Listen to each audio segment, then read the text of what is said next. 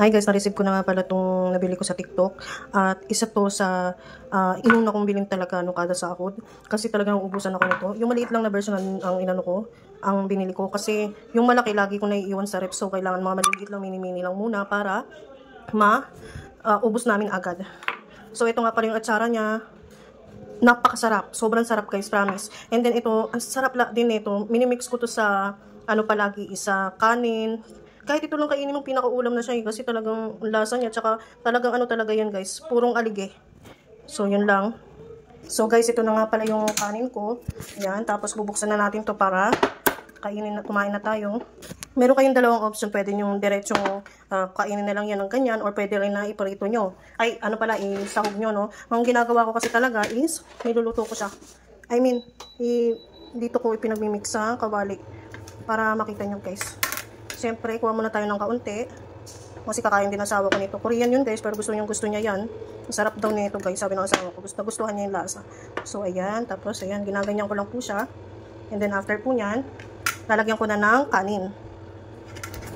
Kanin, wait lang guys papakita ko sa inyo. Guys, nalagay ko na yung kanin. Tapos, ganyan lang natin siya. Mix lang. Mas gusto ko siyang i-mix dito kasi yung naiinit ko rin talaga siya.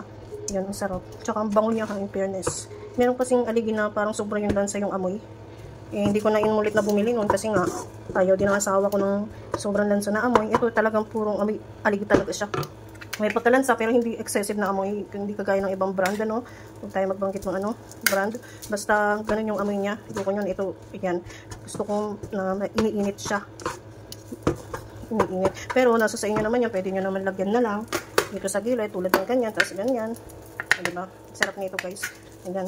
Ngayon, gusto ko yung medyo nagtututong-tutong ng konti. Pero depende sa inyo yan. Basta sa inyong trip yan. Trip lang yan. Okay? Ngayon, ito na si Mr. Mukbang. Okay? Ayan. Hindi kasi Ayan. Korean yung husband ko po. Ayan po. Gustong-gusto niya po yung lasa. Ayan. Papatikim naman natin itong atsara sa kanya. Magugustuhan niya. Oh, very good. Ayan, kitang-kita po. Alam niyo, hindi po yung kapo yan pag ayaw niya. Or yung yung lasa. So, yan po ilang beses na rin po ako bumili sa kanila nito. Okay, Yobo, you sell it. Oh, very good. Can you rate the taste 1 to 10? 10! Wow, what was it? Thank you, Yobo. Sure, delicious. Okay. Mix it and very good. Yeah, and then ito naman susunod natin.